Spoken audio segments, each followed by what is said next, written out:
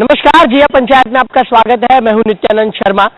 नशा जो कि समाज को लगातार बर्बाद करते हुए नजर आ रहा है, ऐसे में युवा पीढ़ी जो कि देश का भविष्य है, एमडी के चपेट में आ रही है।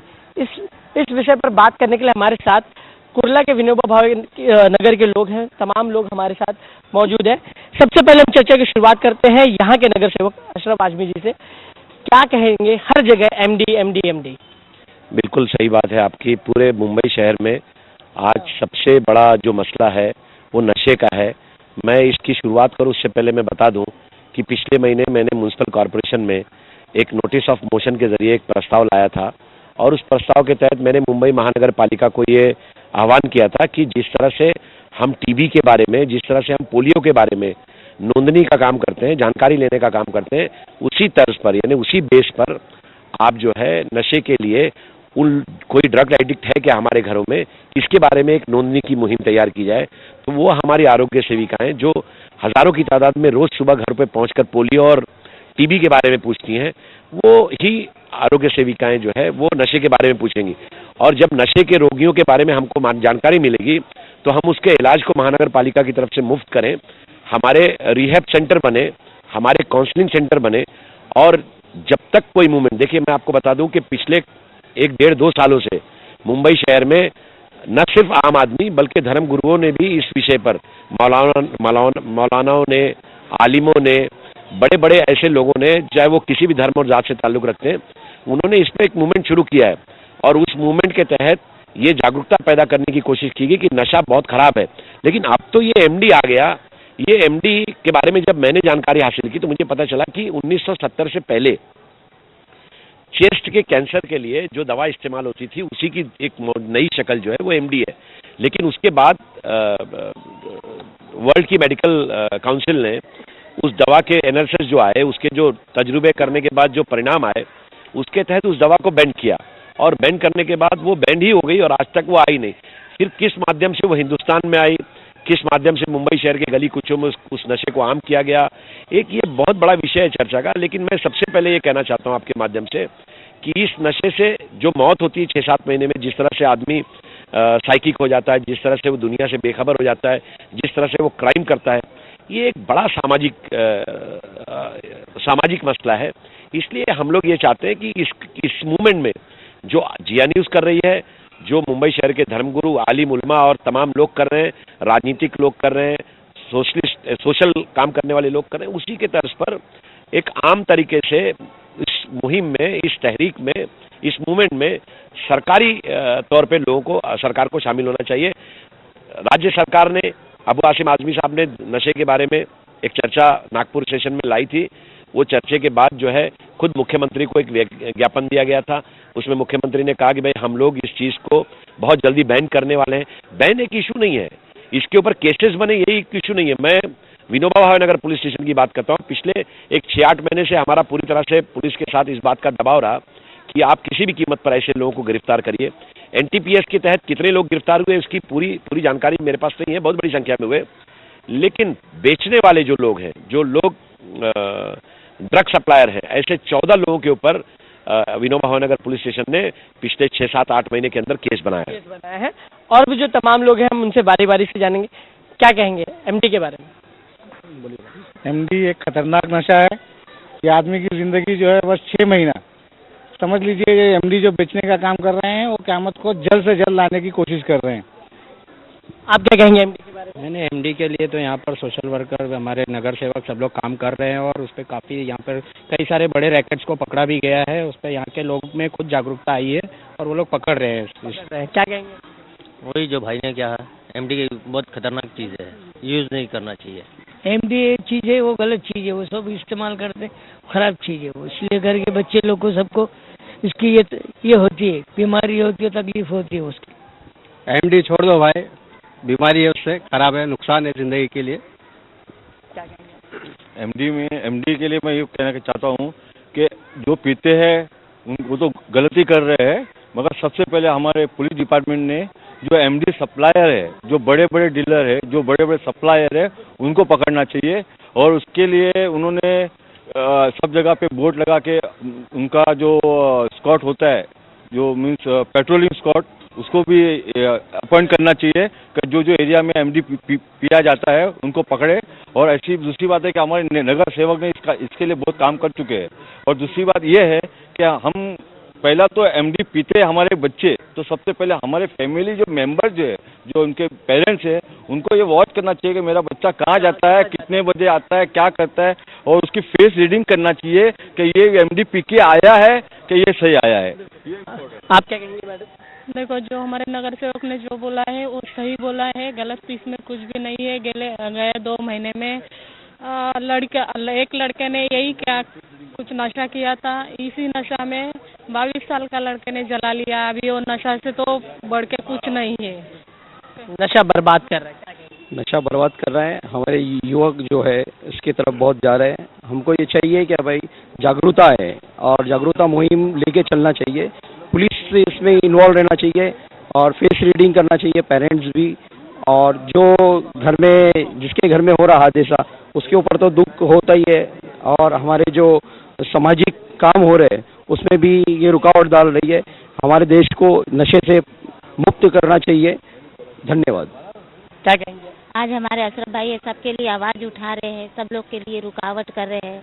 आज नेता हमारा इतना अच्छा है, रुकावट बोल रहे हैं कि नशे के लिए नहीं हो सके। तमाम जो लोग हैं अपनी राय रख रहे हैं। अब हम इनसे ये जानेंगे कि आखिरकार क्या होता है जब कोई घर ऐसा होता है कि उसमें जो पिता है वो नशा करता है। ऐसे में वो अपने पुत्र को मना करता है। हालांकि हर माता पिता का ये दायित्व होता है कि वो अपने बच्चे को नशे से दूर रखे, लेकिन बच्चे पर इसका कितना असर पड़ता है। कभी कभार बच्चा ये सोचता है कि उसके पिता उसे क्यों मना कर रहे हैं। तो तमाम सवाल है, उसके जवाब जानते हैं, आपसे इस बारे में जानना चाहिए। देखिए, ऐसा है कि नशा एक ऐसी लत है जिसके बाद सिवाय बर्बादी के दूसरा कोई रास्ता अपने पास समझ में नहीं आता। मैं ऐसे बेशुमार घरों को जानता हूँ जो पिछले कई वर्षों में इस लत का शिकार हुए। इसके बाद कैसे घरों का ताना बाना बिखरा, ये भी मैं आपको बताना चाहता हूँ। इसलिए मैंने इस बार अपनी बात में महानगर पालिका में ये रखी है कि अगर कोई इस लत का शिकार हो गया, देखिए हमने 10 ड्रग सप्लायर को पकड़ा, 14 लोग अरेस्ट हुए, कुर्ला में अलग लोग अरेस्ट हुए होंगे। ये सारे लोग अरेस्ट होने के बावजूद उनकी जगह फिर कोई सब्स्टिट्यूट आ जाता है और वो आके अपनी कार्रवाई को चालू रखता है। सख्त सजा का कानून प्रावधान होना चाहिए, ये सबसे बड़ी चीज़ है। सेकंड चीज़ ये है कि अगर कोई लत इस तरह की शिकार हो गया तो आप समझ लीजिए कि अगर रिहैब सेंटर में डालना है तो तकरीबन 7 से 8 हज़ार रुपया मिनिमम 1 महीने का खर्च जो है उस बच्चे की आदत को छुड़ाने के लिए होता है। आपको मालूम होगा, चर्चित मामला है, संजय दत्त जब इस लत का शिकार हुए थे तो उनको लंदन भेजा गया। ऐसे बड़े बड़े लोग हैं जिनको हिंदुस्तान से बाहर भेजा गया। मुंबई शहर जैसी जगह पर जहां मुंबई महानगर पालिका के ऊपर निर्भर हैं लोग छोटी मोटे इलाज के लिए, खांसी सर्दी बीमारी के लिए, तो नशे के लत के लिए फिर किस तरह से उसमें छुटकारा मिले। इसलिए मैं आपके माध्यम से मुंबई के लोगों को बताना चाहता हूं कि सबसे बड़ा 4 इलाज का सेंटर हिंदुस्तान में है नशे के बारे में, जिसमें एक सेंटर मुंबई शहर के KEM हॉस्पिटल में भी है। 30 बेड का वार्ड ऑफ एक्सीलेंस के नाम से हमारे पास एक सेंटर है। हम चाहेंगे कि जो लोग इस तरह के नशे के शिकार हो गए हैं, जिनके पास उसके लिए खर्च करने के लिए पैसे नहीं रह गए, वो तमाम लोग हमारे पास आएँ और हमारे कॉर्पोरेशन के अस्पताल में इलाज करो। इसीलिए मैंने कहा कि एडवर्टाइज होनी चाहिए इसकी। जिस तरह से टीबी के लिए हमने अमिताभ बच्चन को अपॉइंट किया है, जिस तरह से हम पोलियो के लिए अमिताभ बच्चन साहब ने को पूरे हिंदुस्तान ने अपॉइंट किया है, इसी तरह से BMC जो है ना, इसकी एडवर्टाइज भी करे कि नशे की लत से शिकार होने के लिए वो बड़ी बड़ी हस्तियां जिन्होंने कभी नशा किया हो, ऐसे लोगों को मॉडल बनाया जाए। वो बड़ी बड़ी हस्तियां जो इस विषय पर, सब्जेक्ट पर काम करें, ऐसे लोगों को, कोई डॉक्टर्स, ऐसे लोगों को मॉडल बनाकर समाज में लाके उनको ये समझाने की कोशिश की जाए कि इसका परिणाम बुरा होता है और इसका इलाज हमारे यहाँ होता है। परिणाम तो हम सब लोग बता रहे हैं, लेकिन उसका इलाज क्या है? इलाज 2 है। एक इलाज ये है कि जो सप्लायर है उनको सख्त से सख्त सजा मिले ताकि फिर कोई हिम्मत ना कर सके, और जो एडिक्ट हो गया है, क्योंकि ये कोई बीमारी है नहीं, एडिक्शन है, तो जो एडिक्ट हो गया है उसको रिहैब किया जाए, उसको वापस लाया जाए, उसकी घर वापसी कराई जाए, और वो जो है अपने पास आकर हमारे काउंसलिंग सेंटर में फ्री ऑफ कॉस्ट, हमारे रिहैब सेंटर में फ्री ऑफ कॉस्ट, ऐसे लोगों को हम लोग अपनी तरफ से इलाज मुफ्त करें, उनके लिए दवाइयों का इंतजाम करें। यही हमारा मकसद है और यही आपके माध्यम से हम लोगों तक पहुंचाना चाहते हैं। बिल्कुल, आप क्या कहना चाहेंगे? नहीं, ये जो काम हो रहा है इसमें यहाँ पर हमारे को रोकने की बहुत ज़रूरत है। जैसे कि हमारे अशरफ आदमी, और ये जो आप लोग जिया पंचायत आप जो लगा रहे हो, गली गली में जाकर आप लोग कर रहे हो, इससे क्या लोगों में बहुत ज़्यादा जागरूकता आ रही है। जागरूकता आ रही है और लोग इससे काफ़ी इंस्पायर हो रहे हैं और लोग अब तो लोगों बैठकर बातें भी होने लग गई और सब अब खुल कर लोग पकड़वा रहे हैं एक दूसरे को कि पुलिस वालों को बता रहे हैं कि हाँ वहाँ पर बेच रहा है, यहाँ पर खरीद रहा है, इसको पकड़ो। तो ये गलत चीज़ जो हो रही है इसको रोकने के लिए अब काफ़ी सारा ये काम हो रहा है इसमें। अगर आपके चैनल जैसे और भी 2-3 चैनल आ जाए और अशरफ आजमी जैसा आ जाए 2-4 लोग, तो बहुत अच्छा काम होगा इसमें। बिल्कुल। अब हम ये जो तमाम लोग हैं इनसे ये बात करेंगे कि पुलिस प्रशासन की क्या इसमें भूमिका होती है, बारी बारी से लोगों से जानेंगे। क्या आपको क्या लगता है, पुलिस प्रशासन अगर ठान ले तो जल्द से जल्द ये खत्म हो सकता है ना, क्यों नहीं हो सकता है। जिस तरह पब्लिक मेहनत कर रही है वो भी साथ में मेहनत करेंगे तो जरूर चीज खत्म हो जाएगी एक ना एक दिन। क्या भूमिका पुलिस अगर पूरी तरह से अगर ठान ले तो ये जड़ से खत्म हो जाएगा, लेकिन कहीं ना कहीं कुछ बड़े सोर्सेज लग जाते हैं और वो फिर छूट जाते हैं, वो लोग फिर से आके मार्केट में बेचने लगते हैं, इस वजह से वो थोड़ा सा वो हो जाता है। पुलिस प्रशासन की क्या भूमिका? पुलिस का ये मेन चीज हो, पुलिस इसको खत्म करना चाहे तो हो सकता है, खत्म हो सकती है पुलिस। हालांकि पुलिस इस दिशा में काफी कार्य भी कर रही है। हाँ, मगर पुलिस जो है दिल से नहीं कर रही है। अगर पुलिस दिल से अगर चाह लेगा तो ये चीजें खत्म हो जाएगी। पुलिस को दिल से काम करना चाहिए, अंडर टेबल लेना नहीं चाहिए। घूस लेके छोड़ देते हैं, उसमें फिर आदमी छूट के और डबल काम करते हैं। आप क्या कहेंगे? फिर पुलिस का सपोर्ट तो है यहाँ पे बहुत अच्छा है और पुलिस मेहनत भी बहुत कर रही है। उनके सपोर्ट में मैं भी जाता हूँ बहुत उनके साथ, लेकिन ठीक है अभी तक तो ऐसा नहीं है किसी को छोड़े या पकड़ के। है, पुलिस का सपोर्ट है यहाँ पे बहुत अच्छा। इनका कहना है कि पुलिस लोगों को अच्छा सपोर्ट कर रही है, जो एमडी ड्रग्स जो बेचने वाले उन पर कार्रवाई कर रही है। आप क्या कहेंगे? नहीं, अच्छा है यहाँ पे, जैसा हमारे वार्ड नंबर 159 में है, ये हम चाहते हैं कि ये सारे वार्ड में फैल जाए और कुर्ला के सारे जितने भी वार्ड है और जो बड़े बड़े लोग हैं वो सब इसके ऊपर काम कर रहे हैं। पुलिस के ऊपर थोड़ा प्रेशर बना के उनके ऊपर कार्रवाई की जाए जो अंदर है। आप क्या कहेंगे? मैंने आपको पहले बता चुका कि पुलिस की पेट्रोलिंग सबसे इम्पोर्टेंट है। रात को 2 बजे 3 बजे जो स्लम एरिया के अंदर बैठ के जो एमडी लेते हैं, चरस पीते, ब्राउन शुगर लेते हैं, जब तक पुलिस की पेट्रोलिंग अगर कंट्रोल में नहीं रहेंगी ये चलते रहेगा। इसके लिए इनकी हाई अथॉरिटी जो पुलिस कमिश्नर डीसी है उन्हें उनके ऊपर वॉच करना चाहिए और डेली का रिपोर्ट देना चाहिए कि कितनी पेट्रोलिंग की है और कितने लोग को अरेस्ट किए। अगर नहीं होता तो इम्पॉसिबल है। अगर कुर्ला में घूमते आपको एक भी नहीं मिला तो इम्पॉसिबल है। इसके लिए उनको पेट्रोलिंग करवाना जरूरी है। आपकी क्या राय है? मेरी राय ये है कि मोहल्ला कमेटी फिर से एक्टिव हो जाए और उसमें मोहल्ला कमेटी मिलकर सब लोग उन पुलिस का साथ दें और ऐसे जो अनशक लोग हैं उनको अरेस्ट कराएं। वैसे जैसे बता रहे खान साहब ने बताया, हमारे अशरफ आजमी साहब ने बताया, ये चीज बराबर है और सही है, वैसे ही होना ही चाहिए। आप क्या सोचते हैं? मोहल्ला कमेटी को पहले तो जागरूक होना चाहिए, नंबर 1 बात। दूसरी बात है पुलिस जो है इसमें पेट्रोलिंग ज़्यादा करे और जो आरोपी मिलते हैं उसको कड़ी से कड़ी सजा दे। पुलिस यहाँ पर बहुत ढीला काम करती है, जैसे कि कोई पकड़ लिया गया तो फिर उसको रिश्वत लेके छोड़ दो, ऐसा करो, ऐसा नहीं होना चाहिए। हमारे अशरफ भाई की वजह से 60% का एमडी कम हो गई है यहाँ। आप क्या कहेंगे? पुलिस प्रशासन की क्या भूमिका? पुलिस प्रशासन तो सबको सुविधा सब अच्छा ही देते हैं, मगर हमारा कहना एक ही है, ये जो पीने वाले खाने वाले हैं ये सब लड़की की छेड़छाड़ ये ज्यादा चला है। बिल्कुल, इस मुद्दे पर भी हम आएंगे।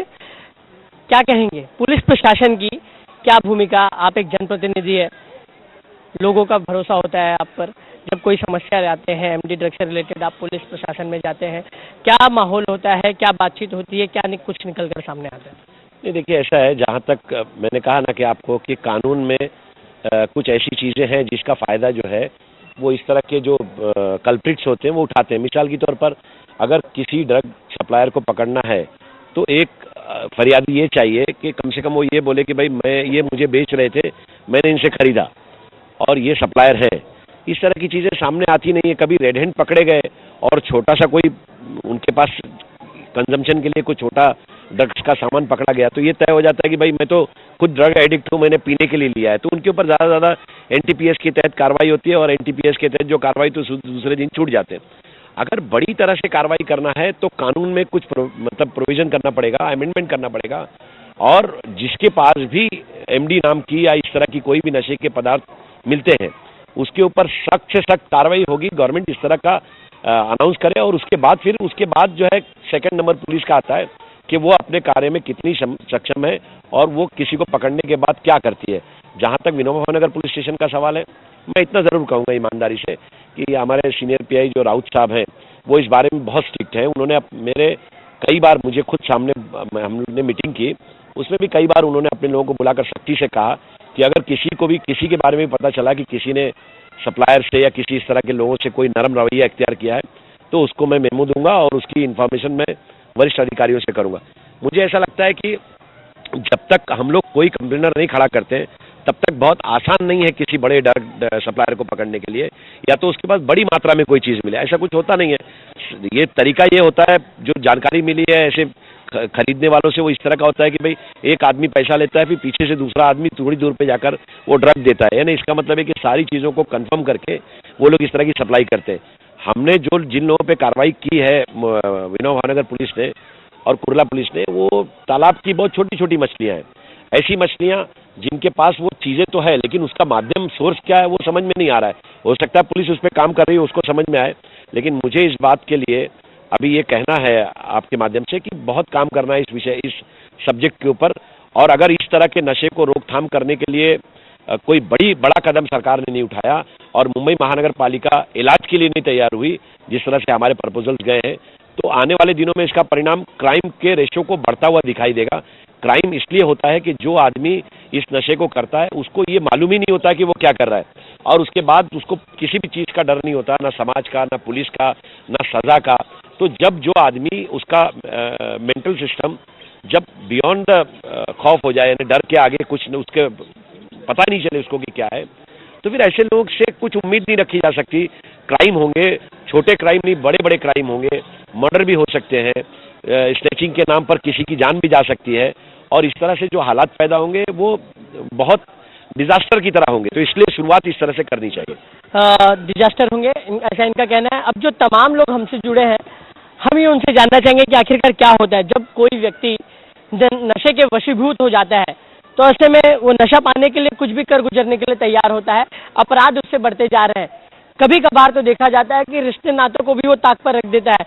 तो जो तमाम लोग यहाँ मौजूद हैं, हम उनसे बारी बारी से जानेंगे आपकी इसके बारे में क्या राय है। ऐसे ही आदमी नशे के बाद जो है अपना हवास खो बैठता है, वो क्या कर रहा है क्या नहीं कर रहा है उसे खुद को नहीं मालूम होता है। तो इसलिए जो है थोड़ा जो है लोगों को भी थोड़ा सपोर्ट करना चाहिए। कुछ भी ऐसी चीज़ें नजर आए तो वो पुलिस को इतला दें या अपने इधर के सोशल लोगों को इतला दें ताकि इस चीज़ की जो है रोकथाम हो सके। क्या कहेंगे अंकल आप? जो अशरफ भाई ने बोला है वो सब ने तो अपनी राय रखा है। हम आपसे जिससे नशे का सामान नहीं मिलता है तो ऐसे में वो कोई भी अपराध करता है ताकि उसे पैसा मिले और वो नशा कर सके, तो सब गलत चीज़ है ये सब। ऐसे में फिर आदमी कुछ भी घर में से चोरी करके बेचता है और बाहर रास्ते पे लूटमार करके और ड्रग्स लेके और फिर अपना नशा पूरा करता है। आप क्या कहेंगे? मेरा ये कहना है कि सबसे पहले अपने बच्चों पे माँ बाप का ध्यान देना जरूरी होना चाहिए, ताकि माँ बाप अगर सही रहे तो फिर बच्चे भी उस हिसाब से सही से रहेंगे। ठीक है, बच्चे भी सही रहेंगे। आपसे जानेंगे आप क्या सोचती हैं? बिल्कुल, ये कहने से हिचकिचा रही हैं, क्या आपकी राय है? लगातार अपराध जो है वो बढ़ते जा रहे हैं। ये राय के जो नशा है, देखो नशे में क्या होता है, सिर्फ ऐसा होता है कि आदमी क्राइम ही करता है, क्राइम करने के बाद में पैसे चोरी करते हैं घर में जो है कुछ कॉलेज स्टूडेंट है, कॉलेज की फीस भी नशे में डाल देते हैं, और कॉलेज स्टूडेंट के अंदर जो ग्रुप बनता है नशे का, जो वो टोटल वो नशेबाजी रहते हैं, वो चोरियां करते हैं, गाड़ियों की चोरी करते हैं, कुछ भी क्राइम कर सकते हैं। इसके लिए नशे को रोकने के लिए उनको उनकी फैमिली का भी इसमें यह है कि भाई हमारा बच्चा जब आता है और हमारे बच्चे के पास हम 10 रुपया देते हैं, उसके पास 100 रुपया कहाँ से आया। ये एक अहम सवाल है, आपसे जानना चाहेंगे हम, आपकी क्या राय है? ये असली में इसमें ज़्यादा पुलिस ने इसके ऊपर ये करना चाहिए क्राइम के ऊपर, और जैसे माँ बाप ने भी बच्चों पे ध्यान देना चाहिए, फैमिली सपोर्ट होना चाहिए बच्चों के ऊपर, ध्यान यानी पर्सनल बहुत उनके ऊपर, नहीं तो ये इतना बढ़ जाता है कि बच्चे चोरी भी करते हैं घर में और ये क्राइम करते हैं। अब हम अंत में सभी से ये जानना चाहेंगे कि ये जो समस्या है इसका निवारण क्या होगा, वो इस बारे में क्या सोचते हैं? क्या लगता है आपको, कैसे ये समस्या दूर होगी? सबसे पहले पुलिस को स्ट्रिक्टली होना चाहिए और यहाँ के जो लोग हैं लोगों को जागना चाहिए, ताकि वो इस तरह का कहीं पे भी कुछ भी माहौल देखे तो पुलिस को इत्तला करे, या तो उनके करीबी जो भी उनकी सलाह मशवरा ले उनसे। कैसे समस्या दूर होगी? यही पुलिस को स्ट्रिक्टली होना चाहिए और रात को पेट्रोलिंग करना चाहिए। आज जो बोल रहे सही है, प्रशासन टाइट हो और घर के लोगों को जागरूक होना चाहिए। घर के लोग जागेंगे, वो अपने लोगों का जो है ख्याल रखेंगे, किधर जा रहे, क्या कर रहे, क्या नहीं कर रहे, उससे जो है मसला हल होगा। कैसे समस्या दूर होगी? देखो, जो भी है कायदे से न्याय देना, यही हमारा सबका कहना एक ही है कि भी बच्चे लोग हैं आज बिगड़ रहे हैं, मर रहे हैं, वो मरना नहीं चाहिए। सबसे पहला तो माँ बाप ने उसका इंक्वायरी करना चाहिए। आप क्या कहेंगे? सबसे पहले मैं ये कहना चाहूँगी कि जो पुलिस है वो पहले उसको स्ट्रिक्ट होना चाहिए।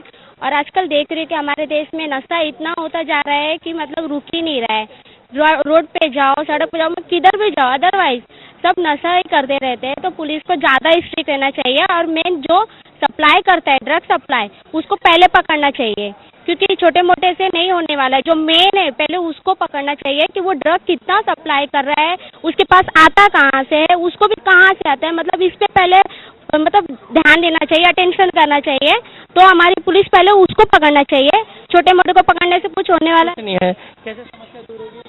मैं पहले तो फैमिली जागरूक रहना चाहिए और यहाँ की जो पुलिस प्रशासन है वो जागरूक रहना चाहिए और जो अपने जो पॉलिटिशियन लोग हैं इसमें भी इन्वॉल्व रहना चाहिए। इसके लिए कुछ फंड वंड निकाल के अपने मोहल्ले में जागरूकता मुहिम चलाना चाहिए और लोगों को बताना चाहिए कि भाई इससे का नशा जो करने से कितनी खराबियाँ होती है। आप क्या कहेंगे? हाँ, पहले हम लोग करते थे नशा वशा, एमडी का जो भी। आप एमडी का नशा करते थे? हाँ पहले। फिर अभी भी कर रहे हैं आप? अभी नहीं, अभी 2 महीना हो गया छोड़ दिया। अशरफ भाई हमारे सब सुधार बोल रहे, काम धंधे की लाइन बता रहे सब, तो सब नशा पानी बंद हो गया। 2 महीना, 1 आध महीना में एडमिट भी था, साइन में मुंह से नाक से खून आ गया था, वो सब वजह से। क्या कहेंगे जब ऐसे केसेस सामने आते हैं? आ जाओ बेटा। ये बहुत दुख की बात है। एक जवान लड़का अपने घर में जिम्मेदार, आने वाले भविष्य का सबसे बड़ा स्तंभ और अपने माँ बाप का एक वाहिद सहारा जो आगे चलकर इस तरह की पोजीशन में अपने घर का सहारा बनता, वो उसको खुद सहारे की जरूरत पड़ गई। तो मुझे बहुत दुख है ऐसे, और मुझे बहुत खुशी इस बात की है कि मेरा ये बेटा फिर से अपने रास्ते पे वापस आया है और आगे चलकर ये अपने माँ बाप का सहारा बनेगा, एक नई जिंदगी की शुरुआत करेगा। और जो लोग आपके शो को देख रहे हैं उनको ये लगेगा कि हिम्मत करेंगे तो कोई मुश्किल नहीं है। गरीब से गरीब आदमी भी अगर हिम्मत करे और बहुत बड़ा है। मैंने वही कहा ना कि ऐसे बच्चों को रिहैब सेंटर की आवश्यकता थी। वो रिहैब सेंटर में जाकर अगर 7-8 हज़ार रुपये खर्च करके माँ बाप वो खिला नहीं सकते, वो 7-8 हज़ार रुपये कहाँ से खर्च करेंगे? तो गवर्नमेंट को रिहैब सेंटर बनाना चाहिए। म्यूनसिपल कॉर्पोरेशन की हद में जो महानगर पालिकाएं हैं उनको ये सेंटर्स बनाने चाहिए। काउंसलिंग करना चाहिए कि भाई तुम इससे छूट सकते हो, ये कोई बीमारी नहीं है, ये लत है और लत छोड़ी जा सकती है। इसलिए अगर कोशिश करेंगे तो मुझे लगता है कि जैसे मेरा ये बच्चा इससे बाहर आया है और अब ये सरवाइव हो रहा है, आगे चलकर ये आगे बढ़ेगा और आगे बढ़कर ये अपने घर का सहारा बनेगा। इस उम्मीद के साथ ये सारे लोग कोशिश करते हैं और इसके लिए दुआ भी करते हैं और इस तमाम लोगों के लिए। आप देख सकते हैं तमाम लोग हमारे साथ मौजूद थे और उन्होंने एमडी पर जो है अपनी राय रखी। तो ऐसे में जैसे कि कहा गया है कि पाप से घृणा करो, पापी से नहीं। तो ऐसे में जो व्यक्ति नशा करता है अगर उसे अच्छी काउंसलिंग की जाए और अगल बगल अवेयर किया जाए लोगों को और इसके दुष्प्रभाव के बारे में लोगों को बताया जाए, तो वो दिन दूर नहीं जब ना बल्कि मुंबई बल्कि पूरा देश एमडी के चंगुल से दूर होगा। जिया पंचायत में आज बस इतना ही। फिर हम हाजिर होंगे एक नए इलाके में और बताएंगे वहाँ के क्या है मुद्दे और जनता उसके बारे में क्या सोचती है और कैसे होगा उस समस्या का समाधान। तब तक मुझे अपने कैमरा पर्सन आसिफ के साथ दीजिए इजाजत।